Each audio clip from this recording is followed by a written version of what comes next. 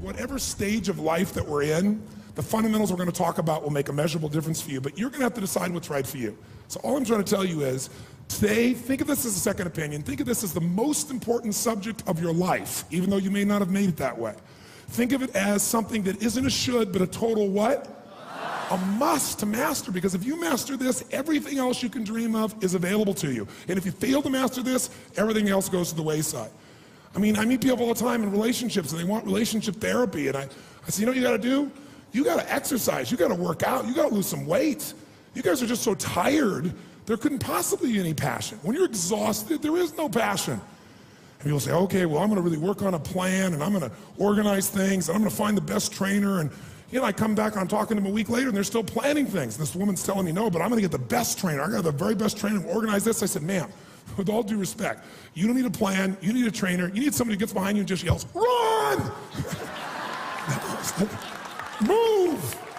You don't need this long plan, you just gotta move. You know, we're living in a society where nobody moves anymore. What do we like today? How do people get injured today? They don't get injured smashing into people, playing football and everything else. They get injured typing, right? You know, picking up a pencil. They're really, That's how people get hurt today, because we don't use everything anymore. We live in a box.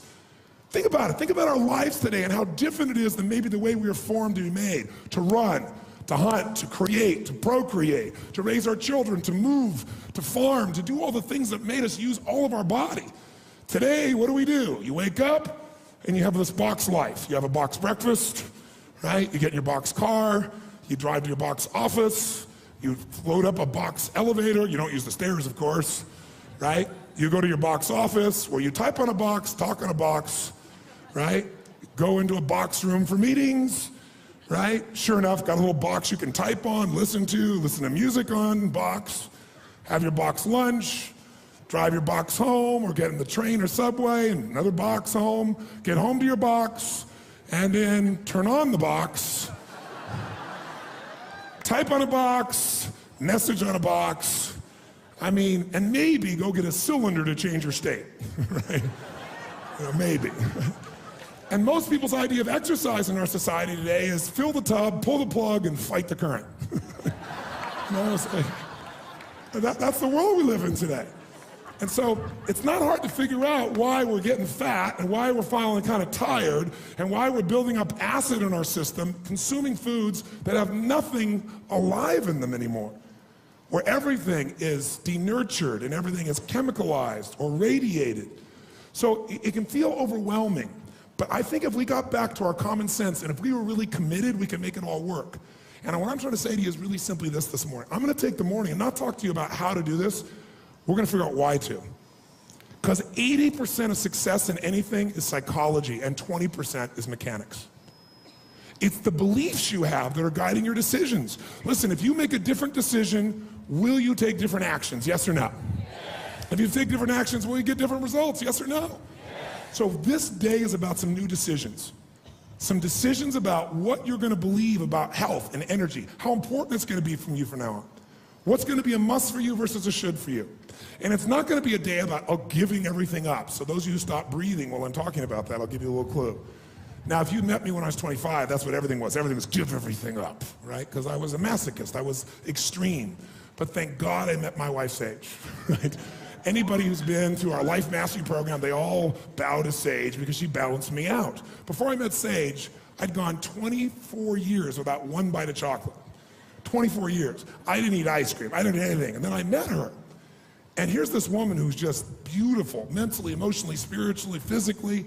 And I met her getting my blood done at my own program. And sure enough, she's amazing. We make a connection, we became friends. Long story short though, in doing the blood with her, when I finally started to date her, I thought, this woman, she's into wheatgrass. I mean, she's a phlebotomist. She could do my blood daily. I know how I'm doing it. This is cool stuff, you know? You know, that's really cool. She's an acupuncturist, right? So she can do acupuncture. I'm like, wow, you know? And frankly, I have, a certain amount of pride in my understanding of vitality and health and my ability to execute in that area. But I mean, she blew me away in what she knew in this area. She's had a practice for years. She worked with people that are dying to help turn them around, and some of them that are dying that are gonna make a transition. She's there for them emotionally in hospice. So she's an unbelievable woman. So we go out on a date, And we're talking everything else, and at the end of the day, I'm thinking wheatgrass, we're gonna have greens, she's gonna be the easiest lifestyle in the world. I mean, being around her will be so easy. And she orders a hot fudge sundae. I was like,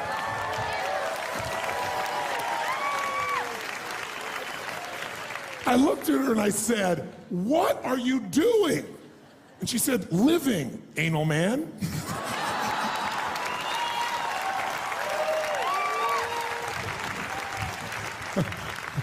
And I said, are you crazy or insane? She goes, everything's in balance. You don't have to be so extreme every single moment of your life. She goes, here's my theory. It's called zig and zag.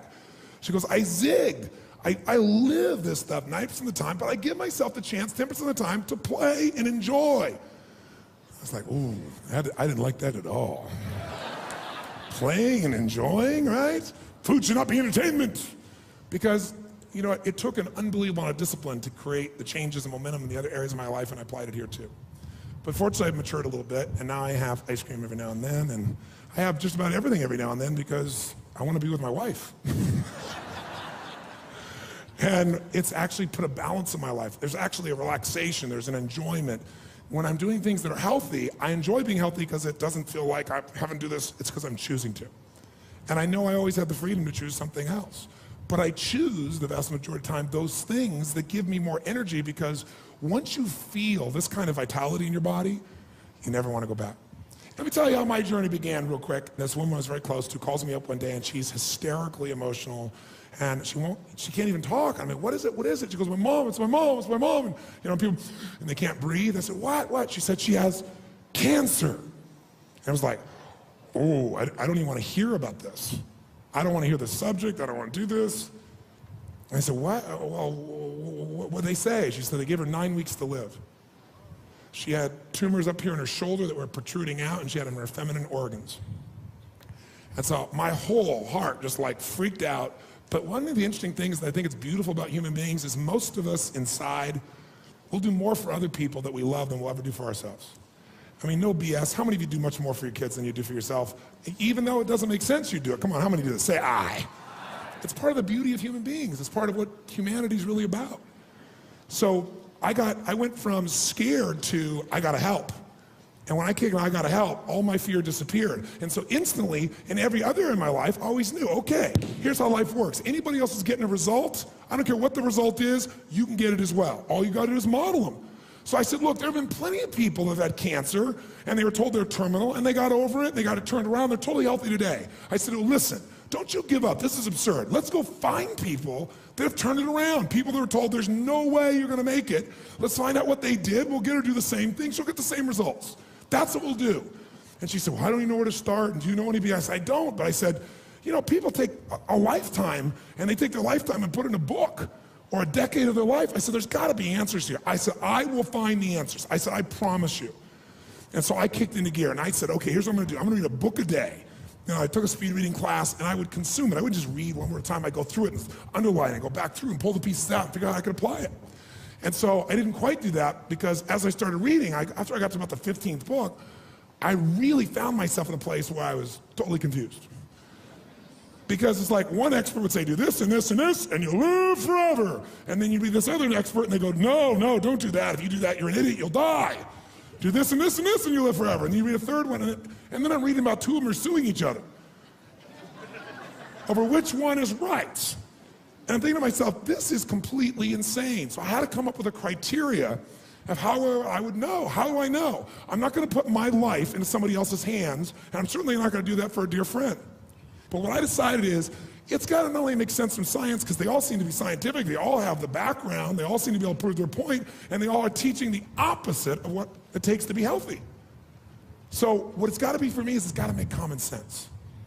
So I said, you know what I'm going to do? I'm going to create a little common sense corner over here when I'm reading in my mind. I'm going to go, okay, does this make any sense? This makes sense to me. I can see it in nature. I know this experience in my body. And then if it made common sense, the next step is put it in action and measure it. So you're still not just going with your intellect, you're seeing, does it produce the result? The ultimate test is when the rubber meets the road is, what does it do to your body? What does it do to your energy? What does it do to your health? So as I went through all these books, I finally came across a few that I really thought made sense. And one of the books I gave this woman is a book called One Answer to Cancer. And it wouldn't be the first book I'd recommend today, honestly, but what it taught was, it was a man who was told he was gonna die within 11 weeks. He had liver cancer, if you're familiar with that, and part of his pancreas.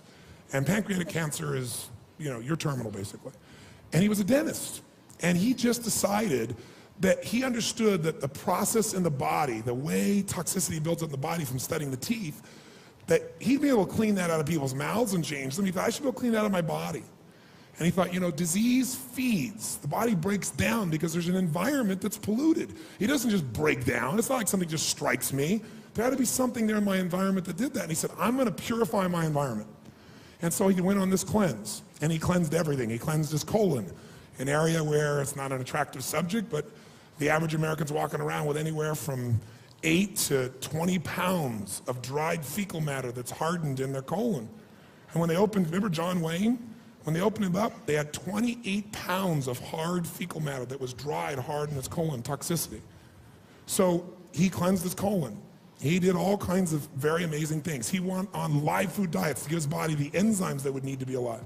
So I took this whole thing and I went to this woman, and her name's Liz, her mom, and I said, listen, Jenny, I said, I know they're telling you that this is over, but I said, you gotta at least read this. Read this book, and what do you got to lose? This guy did it, they said you're gonna die, what do you got to lose?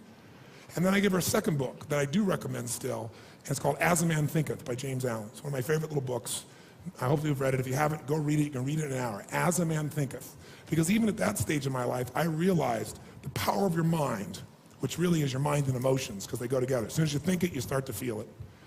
And I thought, as you think, so is it done unto you, right? As you think, so you become. So I thought, we got to change her thinking, because if she thinks she's going to die, that's like the voodoo curse. Your body responds to what it is that you believe and what it is you experience all the time.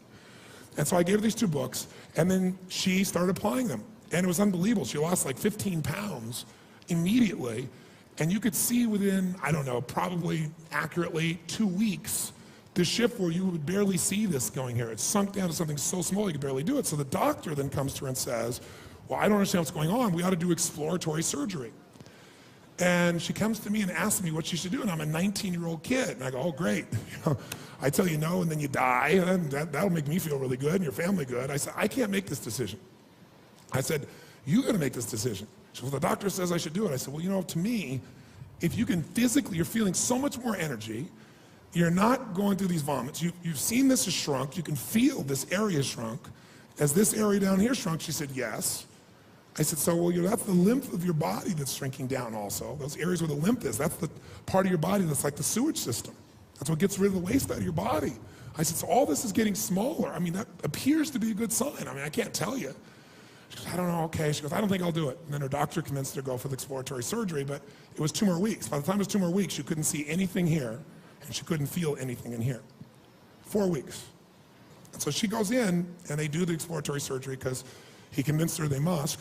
So what I did with this woman when she went through this process is they opened her up, and guess what? They found something the size of the end of my pinky fingernail was all that they could find. In her female organs, nothing in her shoulder. And this is, I think, 5 weeks into it, 6 weeks into it. At 9 weeks, she felt so vibrant alive, it was unbelievable. So she went around and started doing conversations at her church, and people, because everybody's saying, how you doing, Janie? She goes, I'm totally fine. I've had this experience. And she went to her doctor, and the doctor couldn't explain. He said it was a spontaneous remission. And she said, well, let me tell you what I did. He goes, it's a spontaneous remission. Doesn't matter what you did. Right? And he was very intense. She goes, no, I prayed, and I've done this with my mind, I've done this with my body, and I've done this thing here. And he wasn't hearing it. So she would go around to her church and she'd talk about all the things that she did. And Jenny's still alive today. She's a dear friend of mine. She's a family member. And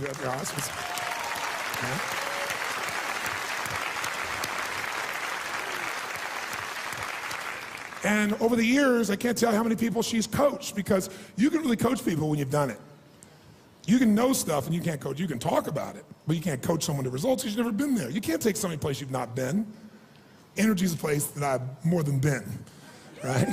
And I want to make sure that you have even more. I want to make it so that it's as effortless as possible in the future, so you're not burnt out from it, so this becomes a sustainable experience. How do you make it sustainable? Create the base. How do you make it sustainable? Challenge it. Once you got a base, you challenge and grow. How do you do it? Then you got to celebrate and reward yourself for making these great rewards, and that celebration enhances your base. because you feel better and stronger and you want to do even more good things. You want to eat better, you want to play better. I mean, when you start working out and you start to get into it, you love it.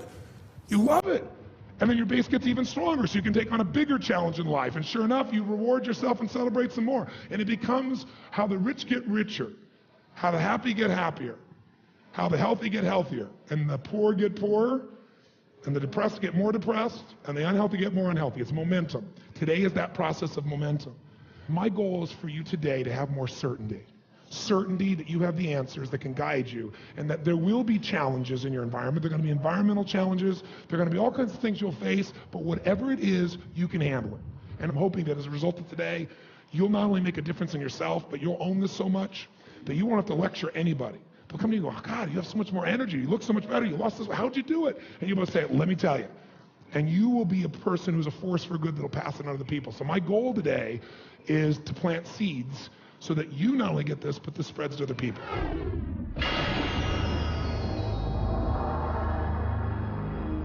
The power or the gift of alkalinity. For short, we call it Go Green. Go Green, baby. What this program is about is energy. If you're going to have energy, you have to understand that there's a delicate balance in your body called the acid-alkaline balance. And I'm sure many of you have heard the term pH many times in your life.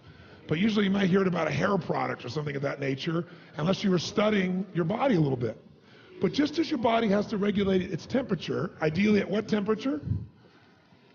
98.6, right? Too much variance either way of that, it affects your health, doesn't it? Your natural body temperature going there. You get up to 104, you got some real serious problems. Well, as important as your body temperature is, not the external temperature, but the body temperature that you're able to maintain consistently, there's another number that's equally important, maybe even more, and that is the acid-alkaline balance within your body. The pH balance, as it's called. And there's a scale that measures how acidic to how alkaline any substance or environment is. And that scale's right here in front of you, and you can see that scale goes basically from 0, which is burning holes through something, to 14, which is very alkaline. 7 is neutral. Now, all the different parts of your body have a different need for acid or alkalinity, but the vast majority, and the most important one, the blood, has to be slightly alkaline. Slightly alkaline. Now, that alkalinity is 7.36, and much variance from that, and you got some challenges in your blood. Now, you can measure that directly with tests, but you can also measure your urine, or you can also measure your saliva. They're not as totally accurate as the blood is, but they're things you can easily do. Once you start seeing your pattern, you're going to know what's going on. And if you're in a position where your blood or your urine, saliva is the least accurate, is moving you into the acid stage, you know that your body is starting to break down. Now, when we say acid pH, when you hear that term, acid pH or alkaline pH, technically all it really means is when you're looking at atoms, you've got neutrons, you've got protons, and you've got electrons. All you got to know is when it's acid, it's saturated with protons. When it's alkaline, there's lots of electrons, and those electrons have the impact of creating an environment in which oxygen can be very rich.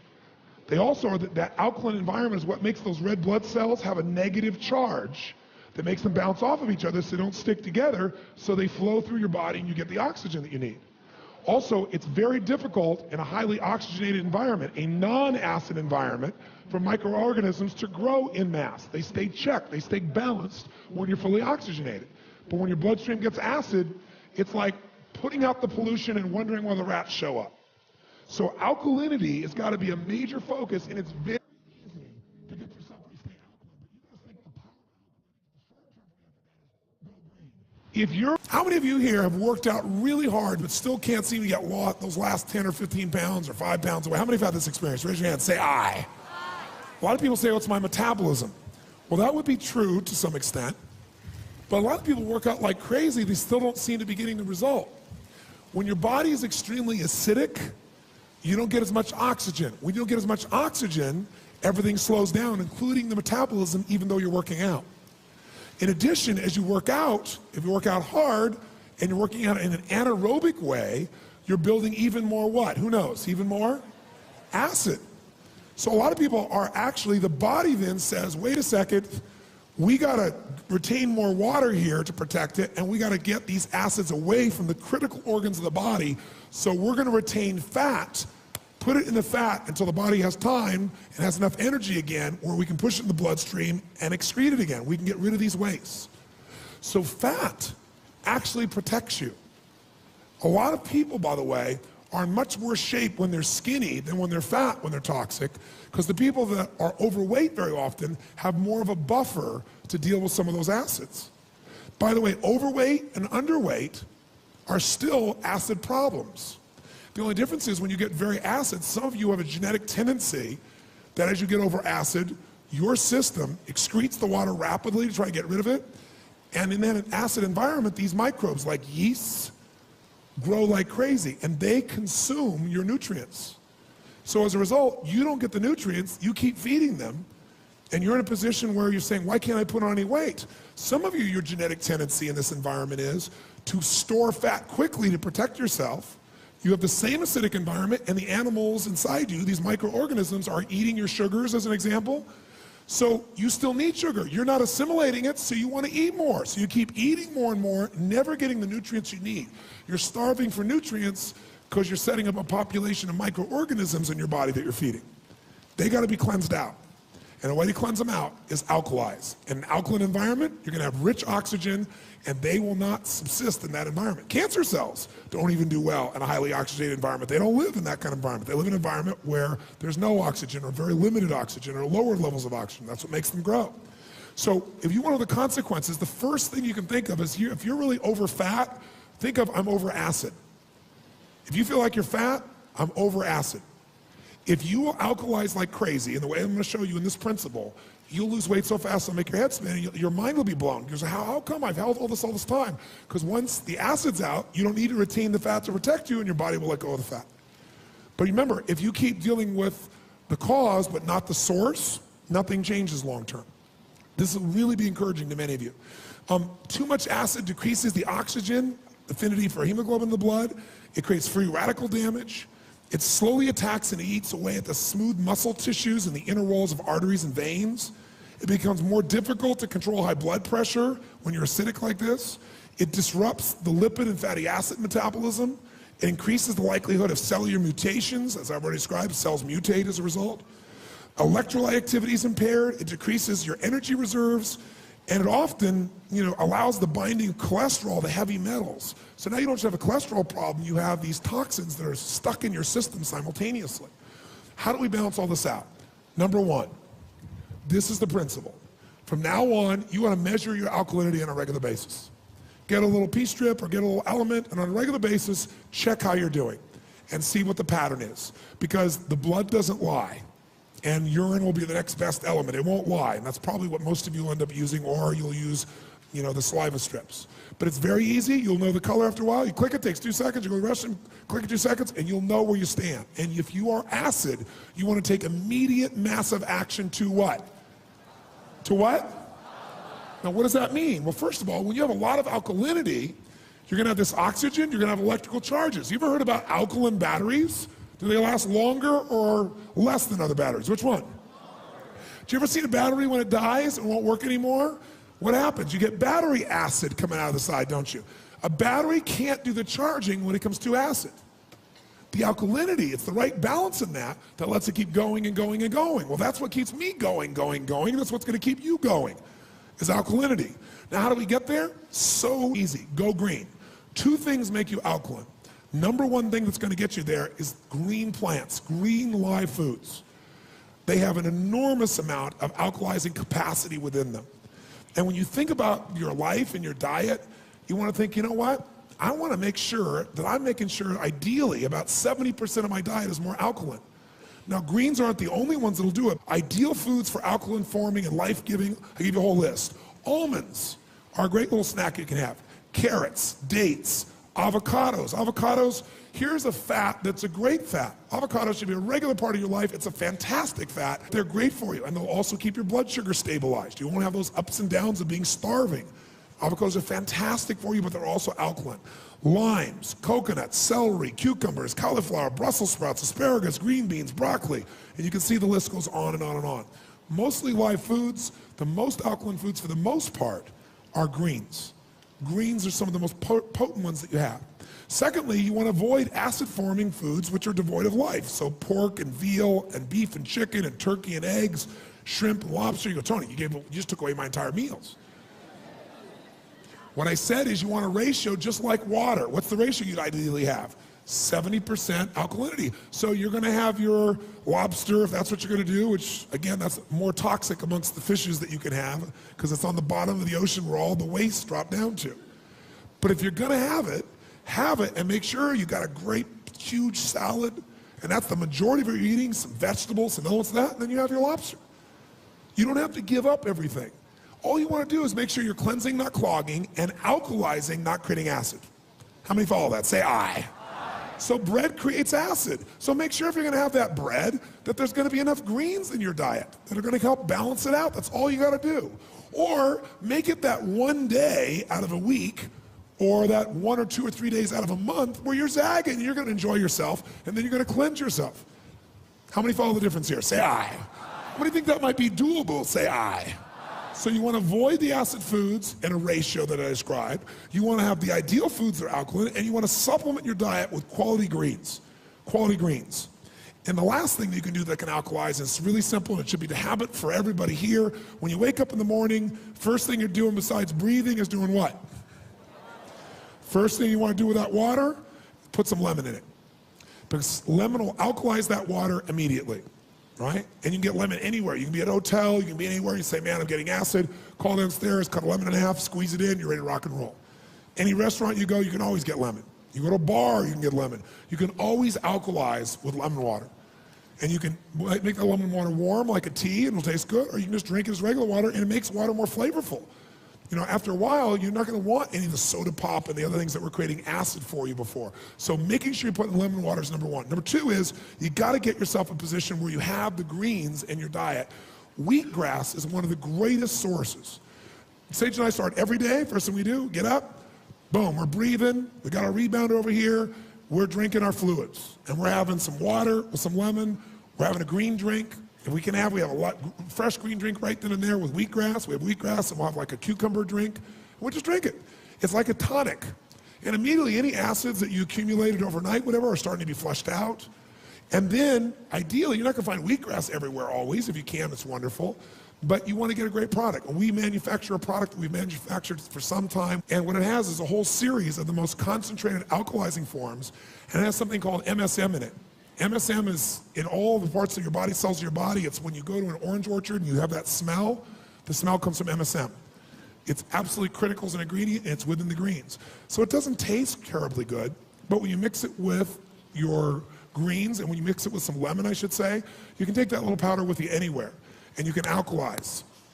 So we tend to alternate drinking water with some greens, water with some greens, water with some greens throughout the day. And the green water you're taking counts as part of the water that you're taking for the half of your body weight in ounces in a day. How many feel like this is something you could absolutely do? Now, you're gonna make sure whatever you eat, that you alkalize. You wanna make sure that it's alive. You wanna make sure ideally there's some green. So you can do it in the form of a green drink, you can do it in the form of wheatgrass, you can do it in the form of foods that have that green in them. And again, if you test, you're gonna know. And your blood doesn't lie. If it's acid, you are aging. Write that down. Acid equals aging. Acid equals aging. Because what acid does is it burns through time, through your body, and breaks you down. It can break down even the DNA within our bodies. That's what it is. Think of what you see that happens to a battery as it ages, as acid begins to take over. And that's what happens. If you want to have alkaline level of energy, like an alkaline battery, you gotta alkalize, it's that simple. Write down one more note so you know. Sugar equals acid. It is, sugar equals acid. If you wanna know what creates acid, the more sugar. I used to teach, for example, for many years of my life, and it was very effective for me at a young age of my life, to start your morning with fruit. I taught it for years. If you read my book, Unlimited Power, that was it. And that came from the work that I did with Harvey and Marilyn Diamond. And it made sense because you were breaking a fast with a food that was mostly what? Water, which is fantastic. So it's light. Does fruit help cleanse your body, yes or no? It's got the right vitamins and nutrients. Fruit for breakfast is a great thing, except most people's bodies are so acidic that their environment is any additional sugar is just like adding pure acid to it, and it's bringing more microbes to it. So some fruits are more sugar-filled. They have a higher glycemic load. Some have a lower. Some of you heard about glycemic index. All that is when that sugar comes into your system, how much does your blood sugar spike? And so what you want, if you're gonna do this, is you want foods that are gonna be fruits that are less spiking in that area if you're gonna have fruits. But I tend to have for breakfast, I tend to have greens. I have different things for my body. Or I'll have a protein shake, but I've done all of the other pieces. In the protein shake, I put my oils in it, right? Or I'll have a salad, which I know will sound insane to most of you because it sounded insane to me in the beginning, but I'll have some broccoli in a salad and I'll have some little piece of protein, at my breakfast so that I'm sustaining those elements. It's an alkaline base that's gonna make your life really go to a different level of energy. That's what you're gonna commit to do. All those wanna do that, say aye.